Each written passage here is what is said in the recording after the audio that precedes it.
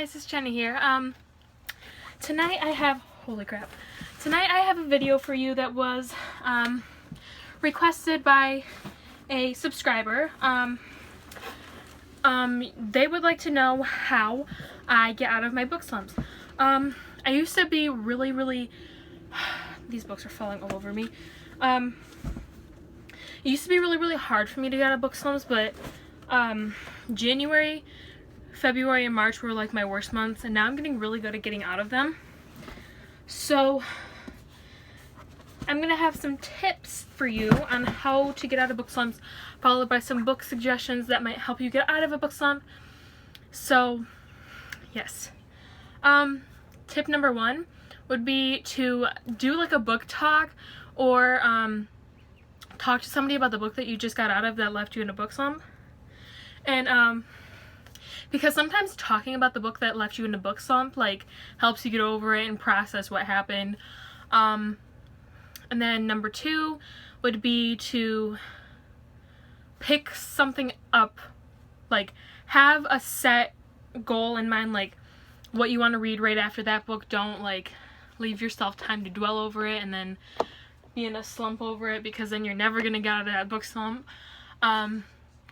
So I'd say just like have a book in mind that you really want to read after that book, so that you pick it up right away after it, so that you're not just left hanging and like, oh, what do I read now? Like put a like reminder in your head that I'm gonna read this after I read this certain book. Like I'm gonna read Percy Jackson after I read Harry Potter. Like just have a set goal in mind, so that you're not just like a chicken with your head chopped off, like what do I do now?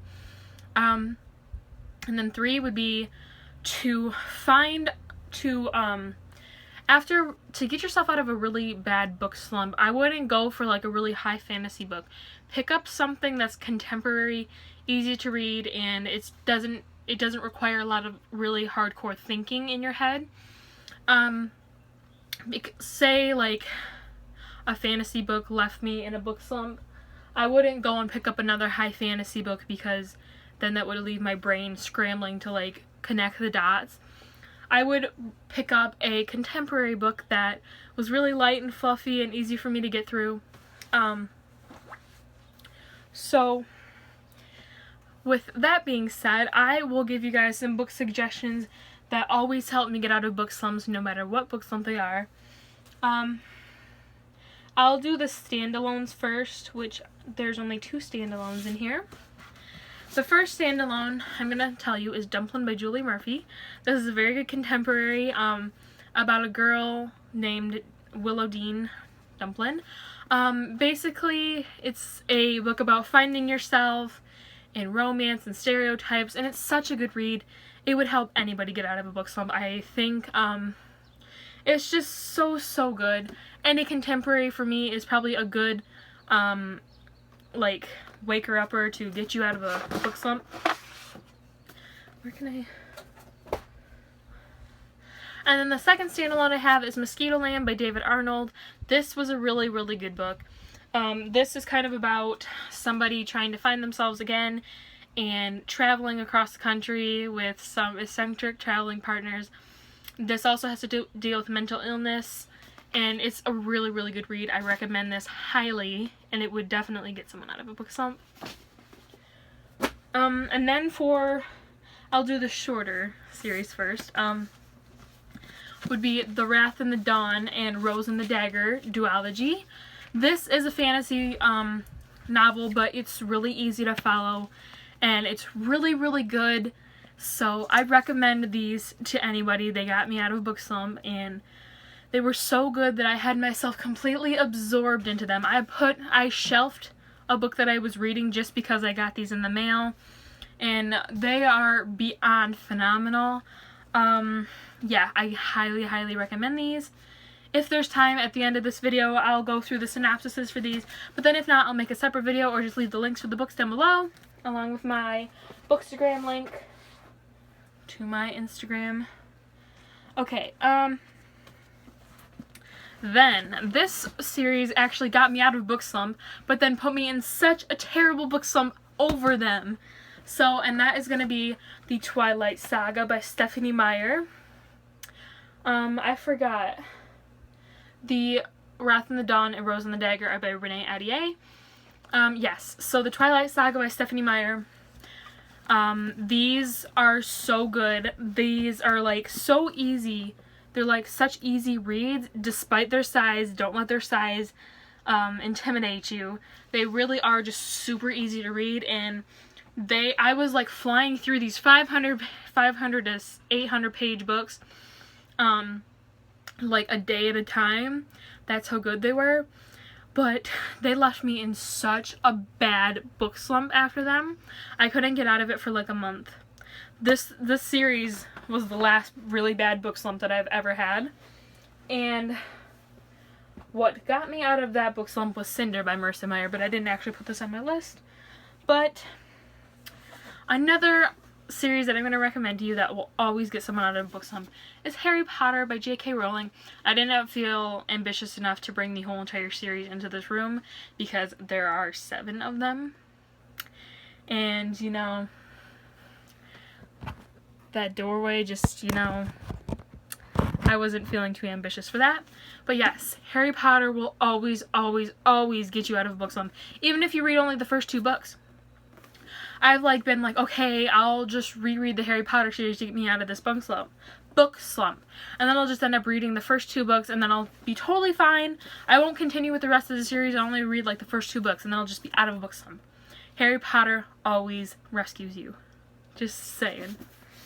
Another series that I don't have with me is the Percy Jackson and the Olympian series. Those books will always get you out of a book slump because they're so light and easy to read and they're so funny and interesting. And I just love those series with all my heart. They're my dad's though, so. But yes, those 2 will get you out of a book slump super easily. And then the last series that I have with me, I'm actually going to only include these 3 because I don't like the 3rd one. Or the 4th one. But the Selection Trilogy by Kira Cass. Percy Jackson series is by Rick Riordan. Harry Potter series is by J.K. Rowling. But yes, the Selection series by Kira Cass got me out of a book slump so quickly. These are trashy contemporary YA novels. I don't mean trashy in a bad way. I mean trashy in like guilty pleasure reads because they're so light and fluffy and easy to read. They don't require a lot of thinking at all. It's just like so gushy and mushy and they're so easy to just get through and read and enjoy that it will get anybody out of a book slump. So yes. Oh, and the subscriber that requested this video was Jared Moosechester. Thank you for the idea. I hope you enjoyed this video. Adding on to the Selection series, there is also The Heir and The Crown, which are, I'm going to call them spin-offs of the Selection series. Everybody else calls them like sequels, but these are completely different. They're not completely different, but they're different. They are. So yeah. Oh, let's try the daunting stack all the books I just had in my hand. That thumbnail was surprisingly really hard to take. I almost died taking that thumbnail. Let's see if I can attempt this.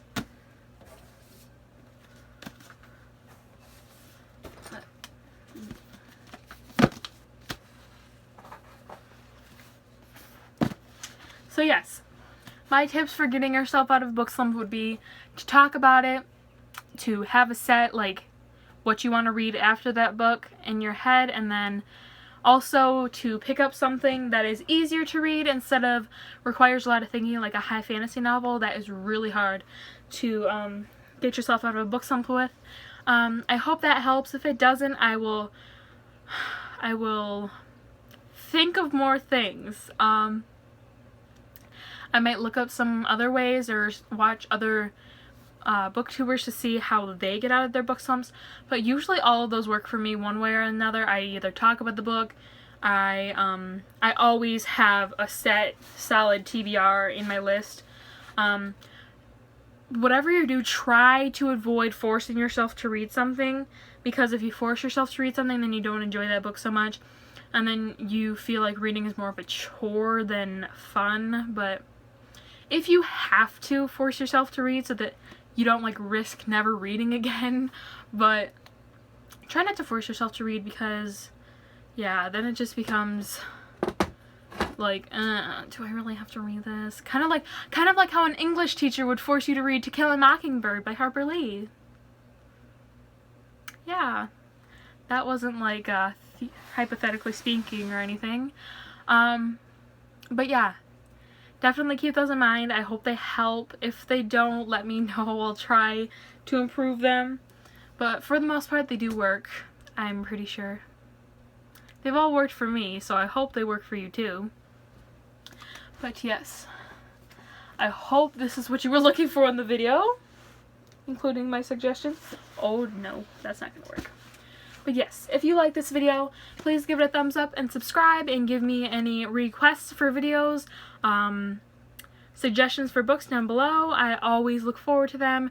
And just remember, I do always try to reply to as many of you as possible, but sometimes YouTube doesn't show me the comment that clearly I got. Like, it'll notify me that so-and-so commented on your video, and I'll go down to reply, and the comments, poof, gone. But yes, I do try to reply for the most part, because I love hearing from you guys. And yes, I'm going to be looking up some tags to see if I can do any tags tonight. And then I will be uploading a bunch of these videos this weekend, which is only like a day or two away. Yes, it's Wednesday. So I will be starting to upload these on Friday. So yes, thank you for watching, guys. Again, if you like this video, give it a thumbs up and comment, and subscribe. Thanks, guys.